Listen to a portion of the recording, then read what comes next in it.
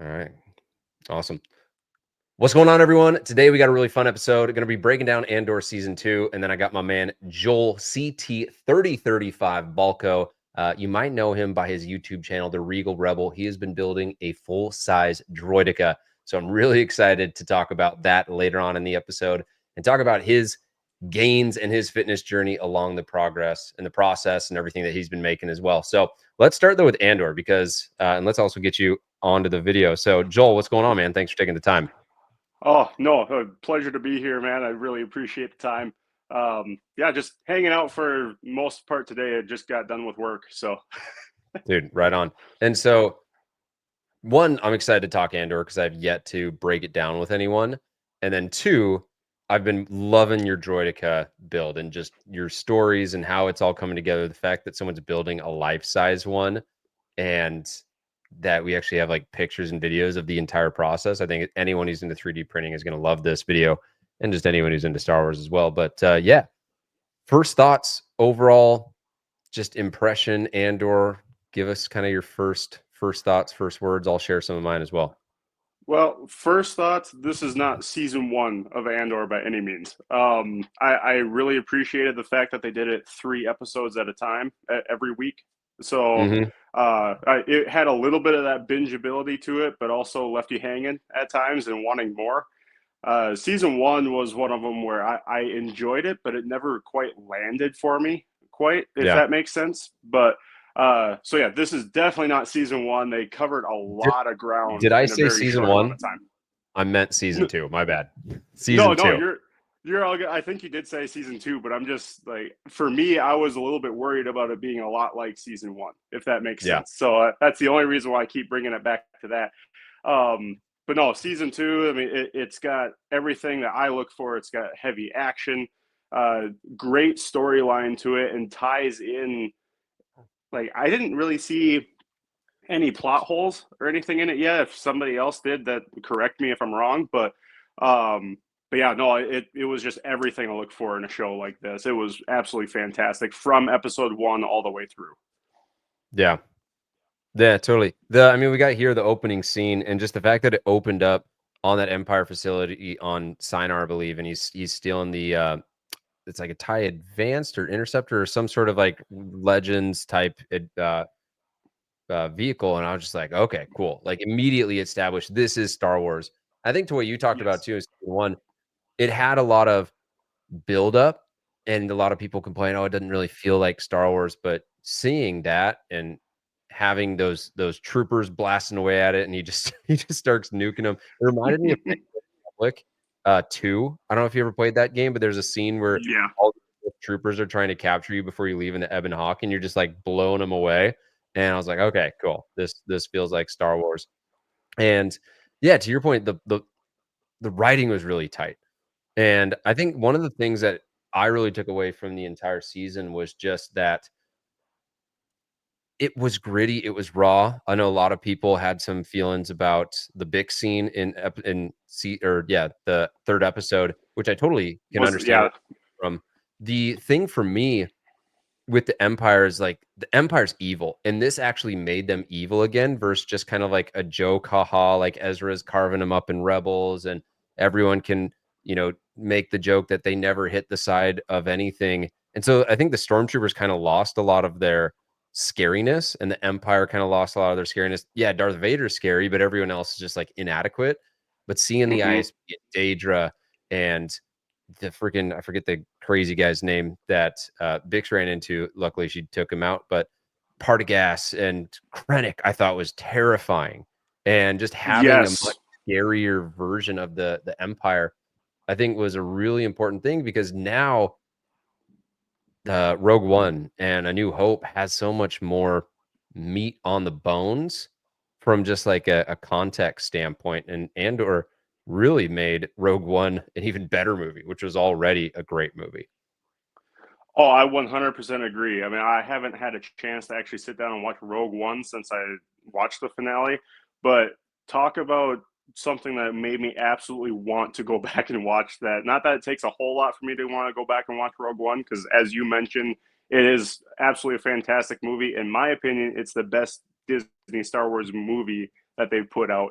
But yeah, this absolutely made me just want to go back and watch that big time. And Yeah. to kind of go back to your point on the Bix scene, that's a little controversial. I again, I am right there with you where I can see the arguments against that scene and why it's controversial. But like you mentioned, the Empire is evil. It's not necessarily that the Emperor or even Darth Vader would have like uh, condoned that action, but they didn't know that that was going on. There's people within the Empire that still would do that kind of stuff, and just because one person did it doesn't mean that Darth Vader or the Emperor would actually condone that, because I don't believe they would either.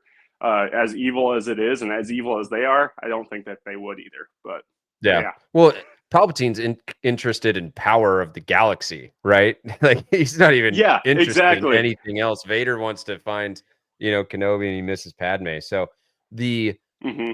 the whole point of really that first arc was just establishing, the fact that Cassian's now he's got this TIE fighter. They had kind of that interesting scene on Yavin 4 where they're showing the background and kind of like a little bit of a filler content, but also at the same time, I found that really gripping. I thought the Mon Mothma stuff was fascinating. Seeing her like rave and just lose absolute control once she realized that, Tay Kolma was not going to be around much longer and that Luthen was going to take him out and that she'd lost her daughter. She didn't really have a husband at all. And she's like, wow, I haven't officially joined the rebellion and left the Senate, but it's at the point. And everyone shouting Niamos just was like Miami, basically. And I felt like Pitbull was going to come and drop some lyrics for everyone. But I don't know. I love Oh that yeah. scene. Clea and you had Luthen and you had Vel and you had all these people kind of meeting at this one point. And then you had, yeah, Cassian going on. And then also this weird Dedra Cyril relationship where they're putting the mom in the place. And I think we've all been there when we're like, please don't embarrass me in front of my girlfriend. Please don't embarrass me in front of my girlfriend. So Uh huh. yeah, that first arc, I think, really set the tone that this was going to be a lot more fast paced and intense Hmm. than season one, for sure. Yeah, and I feel like that very first arc with the TIE fighter, as much as people might think that it's filler, I think it really showed where the rebellion was at that point in time as well. I mean, they were Yeah. just disorganized, and I mean, easy to start civil wars within these different factions of the rebellion too. As much as it might have been drug out longer than it probably should have been or could have been, I think it did a really good job of establishing where we were with the rebellion at that point in time. Yeah, and just how much Luthen pulled strings, but none of those strings connected, and it Oh, all kinda absolutely. goes up the chain, but there's no communication below in the bottom chain of command, and so to your point, Hmm. yeah, it totally makes sense that they wouldn't know who's good from bad because no one communicated anything to them. They just knew that they were they were rebelling against the Empire. Exactly, exactly. And um, it's kind of fast forwarding more like without a lot of spoilers. I don't know if we want to get into any spoilers or anything with it a Oh, we'll whole we'll lot. get into spoilers. This is a full season 2 Okay, review, so we're just kinda going okay. step by step. Sounds good, but I mean, talk about just how gritty and awesome the ending was. I mean, just to land it that much, where I'm perfectly okay going and watching the entire season again because of how great the ending was. Like Mhm. that, that's pretty rare for a show to do that for me, where I'm Yeah. willing to go back and watch the entire thing again because of Yeah. just the ending.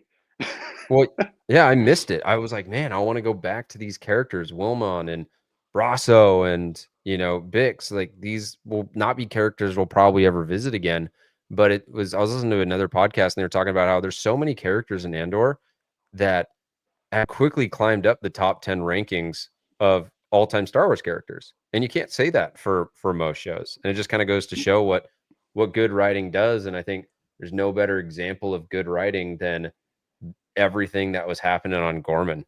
And for Cyril to become this kind of double agent, you know, it was very much France in World War II, German occupation type vibes. And I think with Cyril, Hmm.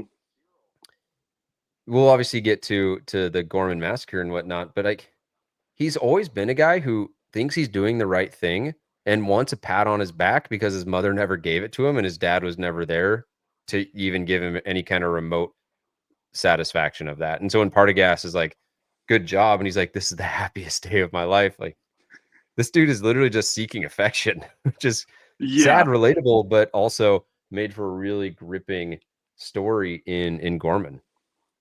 yeah, and I'm not gonna lie, I was one of them where like right up until his demise, I was not a Serial fan. He drove me up a wall half the Yeah, time. I'm like, dude, you are the most annoying guy in the entire world. Can you get off my screen, please?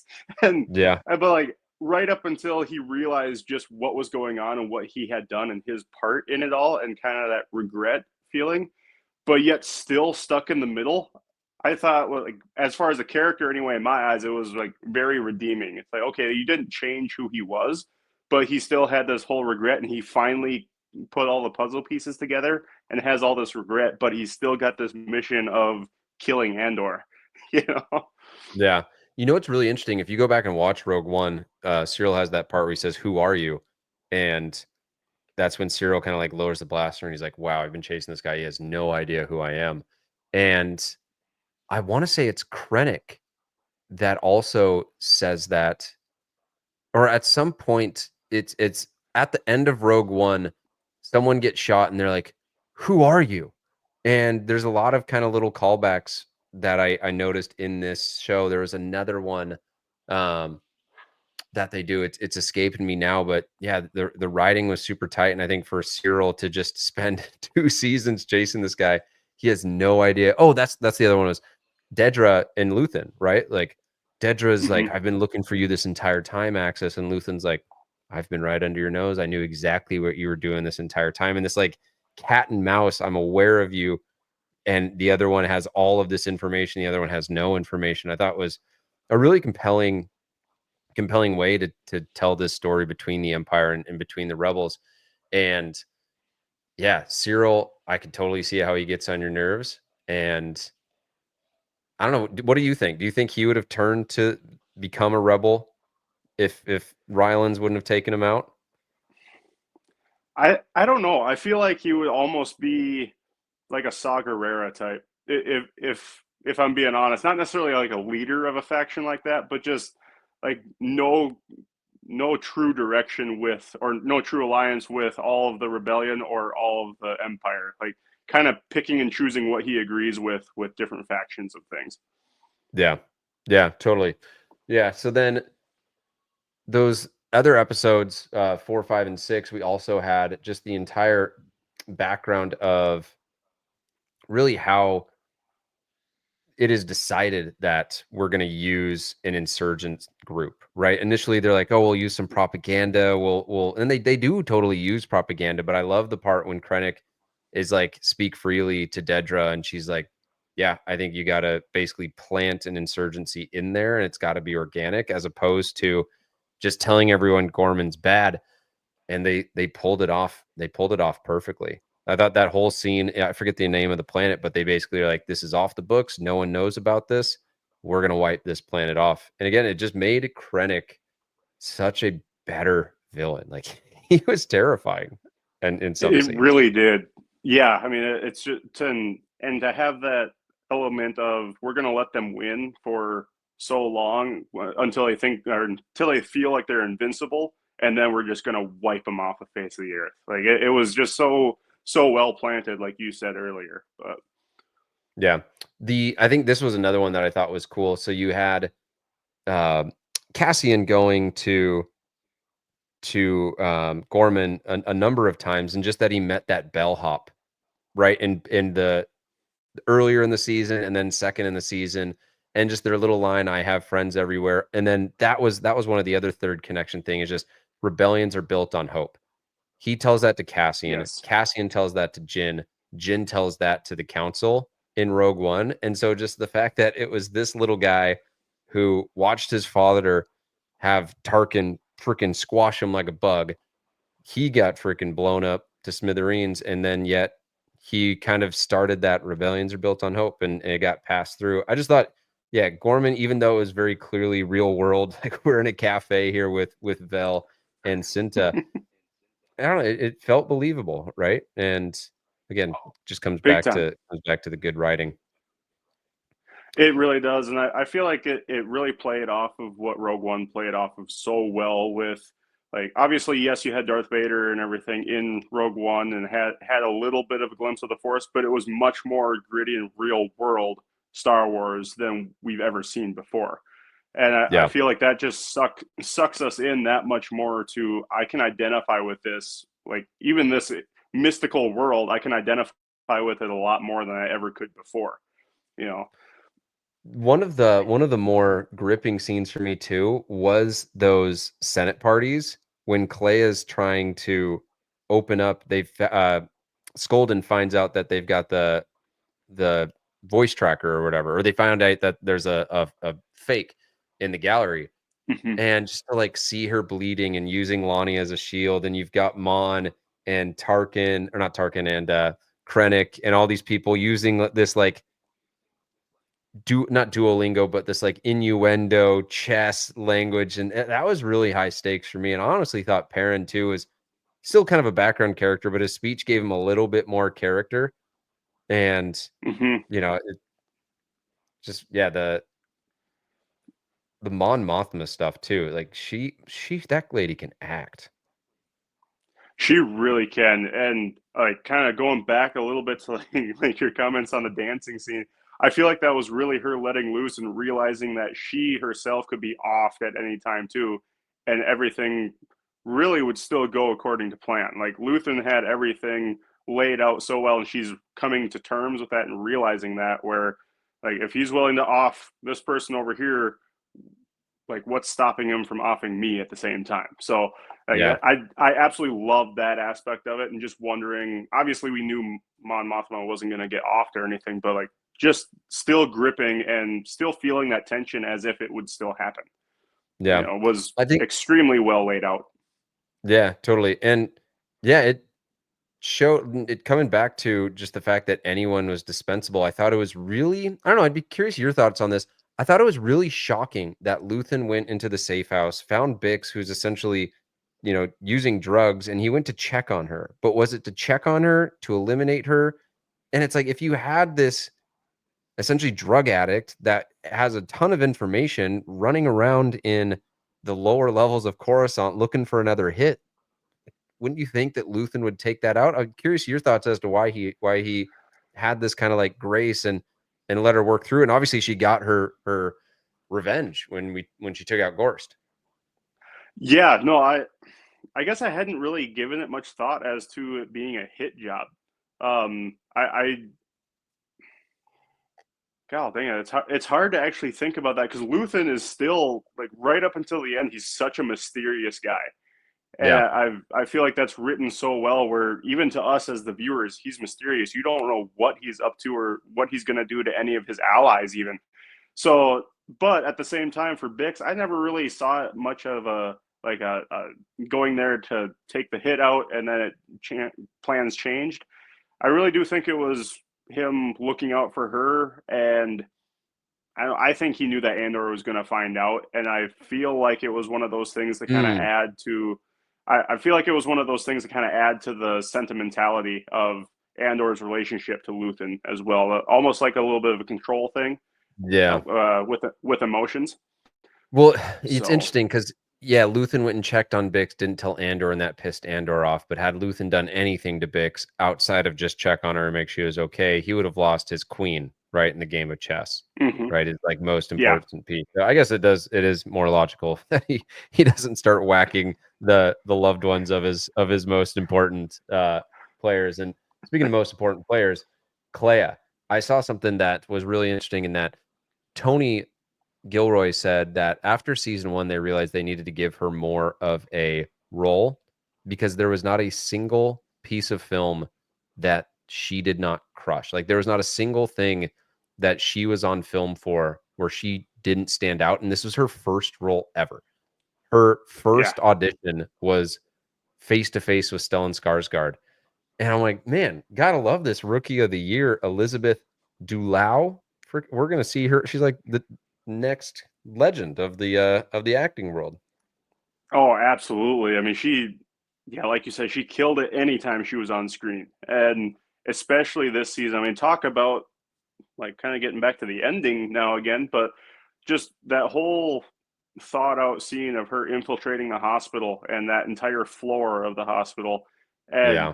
she just nailed it. I mean, stone faced as much as she could that whole time, but yet you felt the emotion and you had this idea of what she had to do, but not confirmation until she actually did it. It was just so well portrayed and acted out. Absolutely. Yeah, totally. And I'm glad we got that little bit of background on Luthen and her relationship just because yeah, I always kind of wondered, I'm like, is she an assistant? Is this a girlfriend? And it's his daughter basically that kind of Yeah. helped give him a choice to leave the role that he had in the Empire. It sounded like, from what you could hear in the audio, that he was a sergeant, that his name was Lear, Sergeant Lear, and he flipped it into Rail, right? Which is very Star Hmm. Wars, right? An anagram. And I was just like, Yep. oh, he saw this girl and he was like, all right, I'm out. Like, I'm out of this. Gets into antique dealing. And I thought a lot of those scenes were kind of interesting in how he raises this little girl to both not look when the firing squad is shooting, all those villagers. He's like, don't look. But then at the same Hmm. time, he's testing her like, do you really want to blow up this scene in Naboo? Like, it looked like they're in Naboo. And it's almost like he was like testing her to see whether or not she could handle it, because at some point she would need to push the button. And obviously we do see her push the button at the end. Hmm. Yeah, I feel like the parallels driven in that final scene as well were so well done. Like what you mentioned there with pushing the button, it was drawing the parallel with her pushing the button to drop or blow up all of the transports and everything and give the distraction that she needed to go in and unplug Luthen. And oh, just and it really added that gravitas and just emotion to her having to fulfill that destiny per se. It's Yeah. like I can't imagine having my dad on like. Hopefully, I never have to go through this, but I can't imagine my dad being on life support and having to say, "Okay, it's time to just pull the plug." Like it really brought me into that reality as well. It's another instance of it just bringing it to our world rather than Yeah. just this mystical world. Yeah. Totally. Very, very real, very raw. I mean, we got to talk about Gorman a little bit. So, I mean, was it as intense? I guess with what they showed, and I thought the K2 droids were terrifying. They actually showed some like serious Terminator vibes with them. Did you expect that to be as gripping, as intense as it was? Did it surprise you at all, or were you just like, "Yep, this is what we were waiting for the whole time"? As far as the Empire taking out their own people to start this insurrection wasn't surprising, but yet it was surprising to watch, if that makes sense. Like I Yeah, talk about it and it's like, okay, it doesn't surprise me that the Empire would take out their own people and make it look like somebody else did it. That's not surprising, but the fact that we actually saw it happen was the part that I was like, wow, this is actually happening right now. Like we're watching this unfold. And then, yeah, then you add in the KX units, and especially compared to Rogue One, it was absolutely crazy seeing them as indestructible as they are.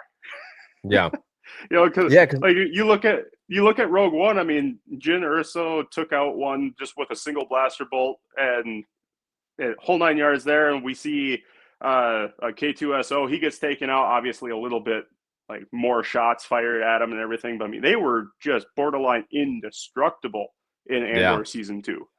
yeah. Which goes back to the whole making the bad guys a little badder, which I think was necessary, and I think Andor gave that. One really interesting parallel that I had throughout this entire thing. Do you ever follow any like specific sports at all?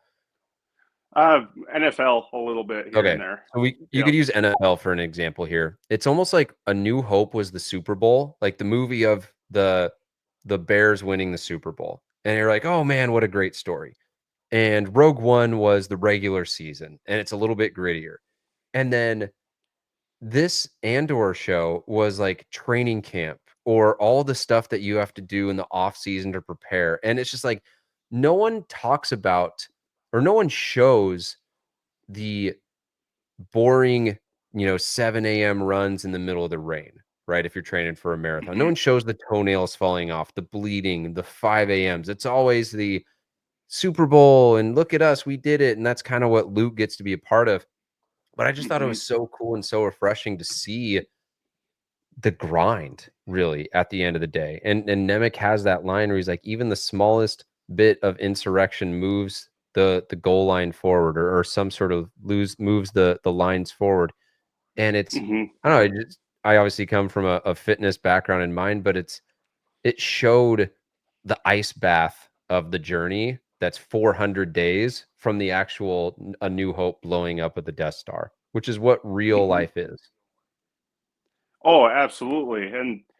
And playing, yeah, playing directly in, like, I mean, directly into Rogue One at the end was just gripping. I mean, it follows that trend with Rogue One as well, where Rogue One played directly into Episode 4, right?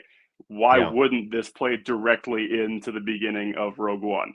It Yeah. just it's like poetry, just like George Lucas always said. Everything is like poetry; it rhymes. It rhymes.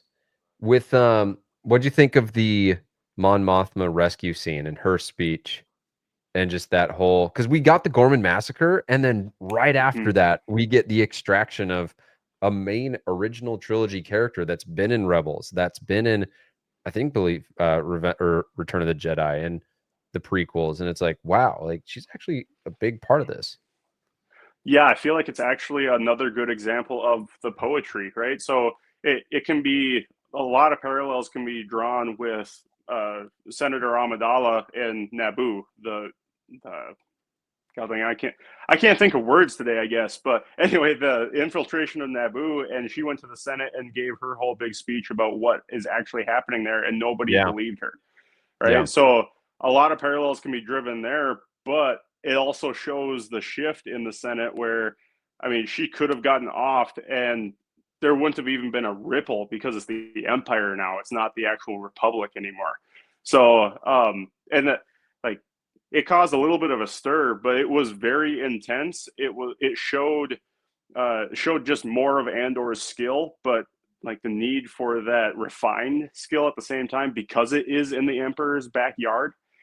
So it's like Yeah. it there too. It had a lot more gravitas than just about anything we've seen Senate wise in all of Star Wars. I would say the Senate was really done right in this show, in my opinion, as well. And I thought it was really cool to see, just like, I don't know if it was underneath the Senate or whatever, where they had all of those ISB people being like, cut the feed. And you had them as that was kind of like the control room for when they were trying to take down Clea, and when they were trying to get Mon off the air. And it just Mm-hmm.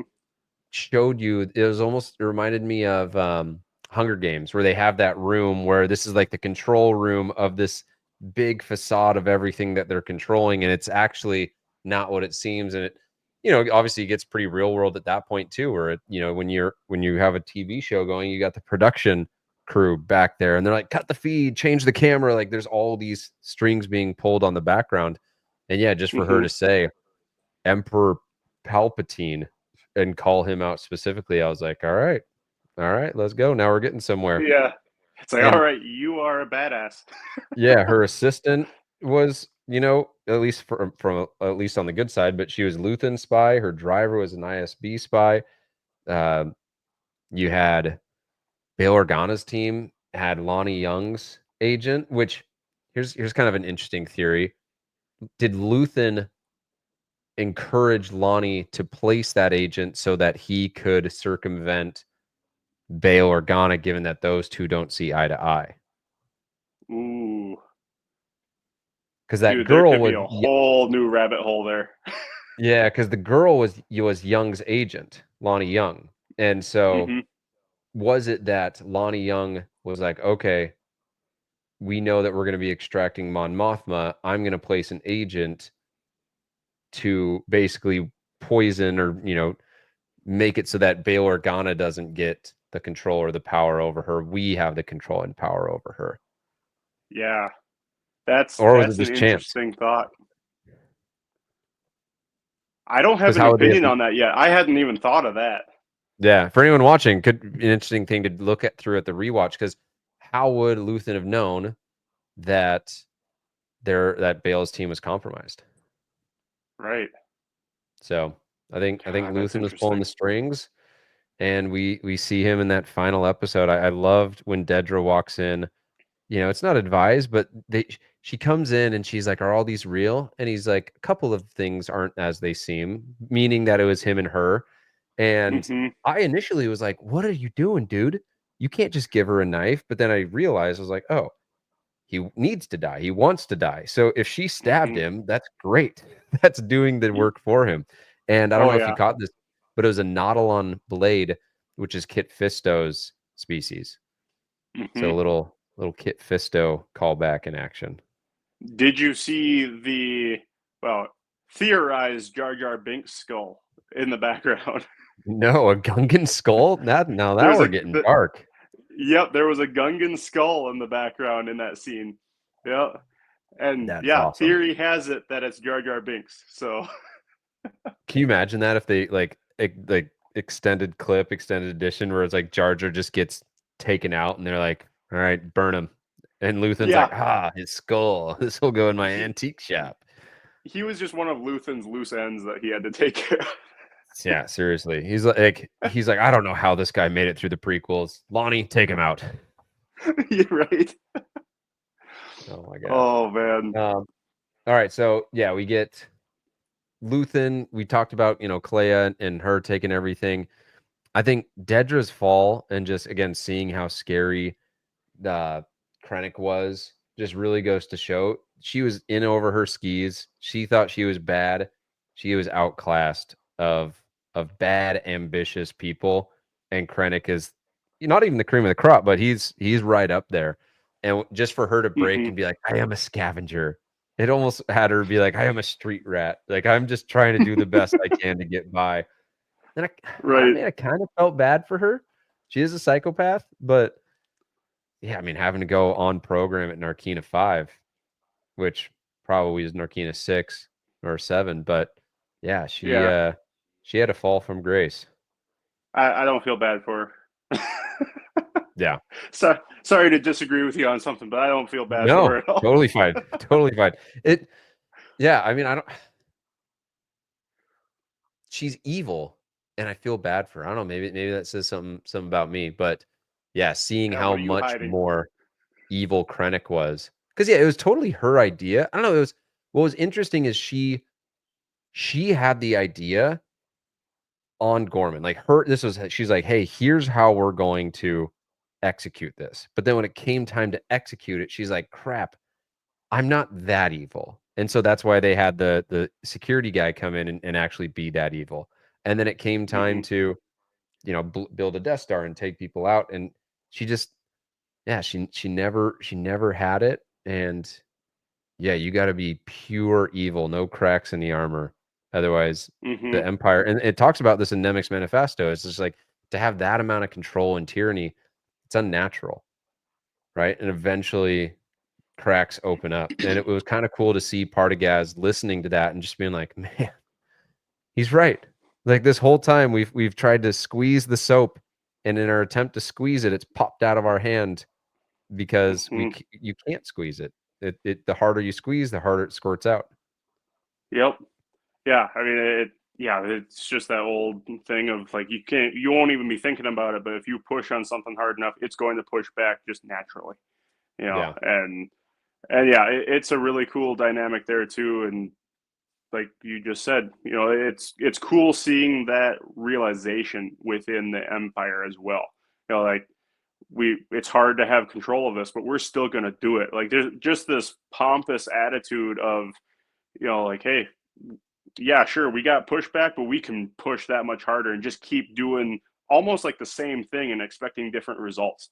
It really Yeah. shows the cloudiness of the dark side in that way.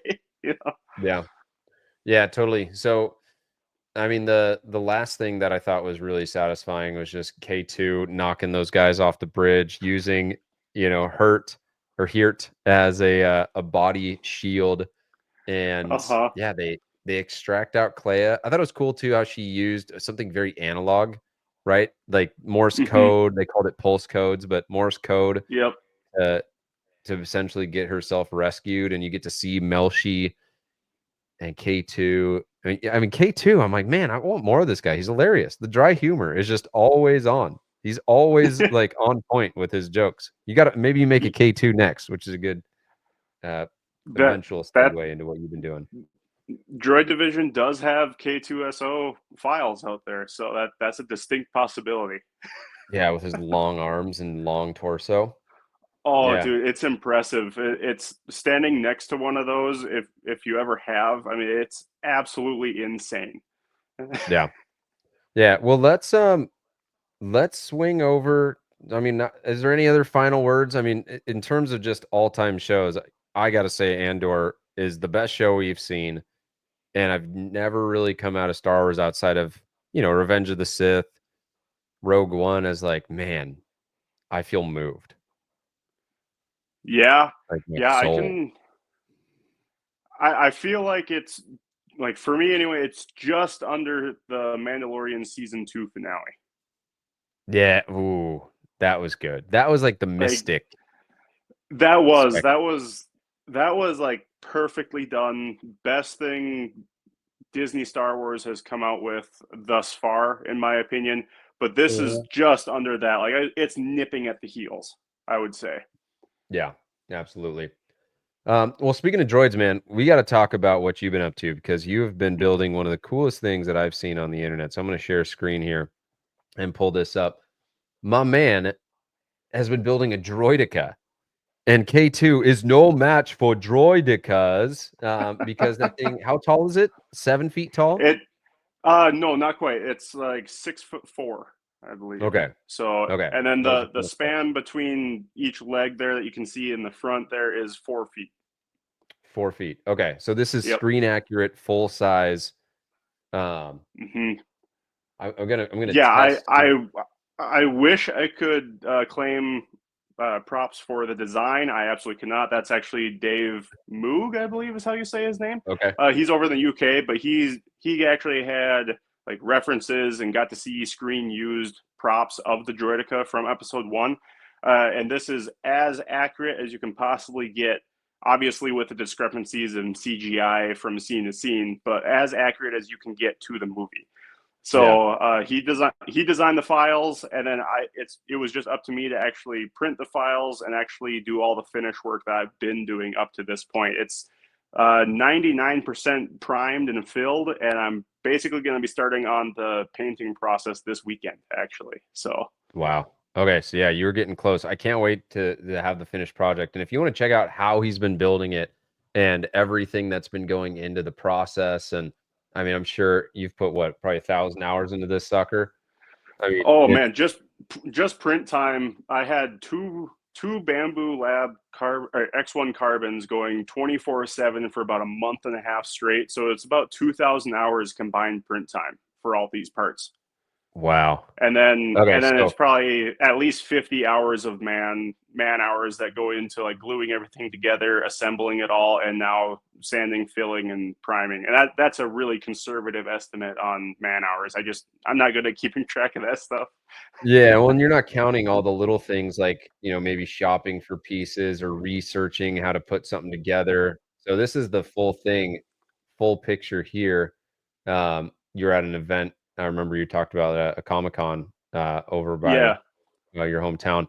So I'm going to hit you with a couple Droideka questions to see how much Wikipedia knowledge you have. Oh What is boy. the All right, max here we speed go. of a Droideka according to Wikipedia? Oh man, max speed of Droideka. That's something I actually don't know. What is that? Oh, did I lose you? There you are. So yeah, give me your Oh best man. guess as to what you think it Let's would be. say 25 miles an hour. 75. 75? Are you serious right now? That's yeah, I mean, that's I, what I we're getting. figured I The figured I'd rough be low at 25, but 75, that blows me away. That's pretty yeah, impressive. Star Wars Journeys, The Phantom Menace is the reference guide for that for anyone that wants to check that out. Um, Okay. okay, and so place of manufacture. What's the Ooh, I planet? the collocoids, I know that. Yep. I'll think of what was the planet? Uh Kala 4. Dude, nice. I did not think you'd get that. Yeah, cauliflower. Yeah. Uh, Yep. you can remember it by cauliflower, but instead it's cauliflower. Yeah. Yeah. I'm like, Okay, I know it cool. has something to do with the name collocoids. So like, I just couldn't Hmm. remember for the life of me for a second there. But Yeah. Yeah, made because by yeah, the collocoid creation just a nest. little just a little preface for this. I actually did quite a bit of research for my Droideka background video as well. I did that on my channel too, just to kind of go with the Droideka build. So like Yeah. there is a decent amount of knowledge that I do know, but there's definitely stuff I don't know. So like the speed thing, for instance. Yeah. Well, I mean, no one should know that. That is next level nerding out and spending time on the internet, Oh yeah, Wikipedia specifically. So, yeah, dude, one other thing I want to call out for you, man, is you've been absolutely crushing it on the fitness journey, man, inside of Fit Nerd Academy, and that's obviously how we connected. And you've yeah. been a valuable member of CT 3035. So, share a little bit about what you've been up to, big wins, big lessons, and kind of just insights as you've been training like a trooper. Yeah, so yeah, no, it all kind of started actually from the YouTube videos. I was watching myself and editing myself, and I'm just going like, God, I can't stand what I'm looking at right now. And I knew I was getting to that point for a little while. Very eye opening for me to see that whenever I'm editing my videos.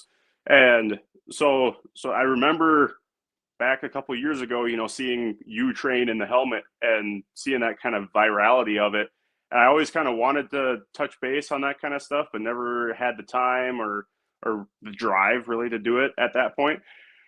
But lo and behold, careers switched, and it's more of a desk job now at this point, and it's really not keeping me active, or the job itself isn't keeping me active anymore. And really needed to make a change. So I reached out to you, and no, since then, getting on the program, I mean, eating is the thing I've been most consistent with, if I'm being 100% honest.